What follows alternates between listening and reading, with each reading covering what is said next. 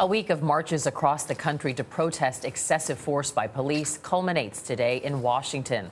Last night, hundreds of demonstrators marched through Cambridge, Massachusetts. They staged die-ins in 3 of the city's biggest public squares. But the largest demonstration is expected in the nation's capital this afternoon. Thousands of protesters will assemble in Freedom Plaza, just a block from the White House, for the start of the Justice for All March. Mark Albert is in our Washington bureau. Good morning, Mark. Good morning. The event here is scheduled to last more than 3 hours, with speakers, a march, and then a Capitol rally, bringing together several families united in grief. From medical students at Yale, we can't breathe, to demonstrators blocking an interstate in Berkeley, California, and even in London. I'm not compliant with an unlawful arrest.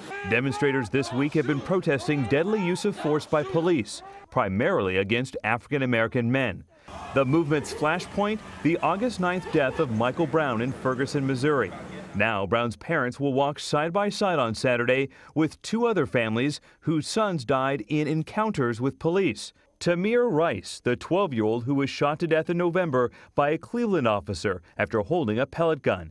And Eric Garner, who died in July after a New York City police officer put an arm around Garner's throat.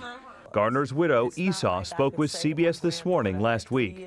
I appreciate everyone that's out there marching for my husband, because had it not been for the tape, for the people, for Reverend Al putting it out there, he would have just been another black man killed, and it would have been over. This way, his name will be remembered. Today's march, organized by Al Sharpton's National Action Network, begins in Washington's Freedom Plaza and walks the mile to the U.S. Capitol.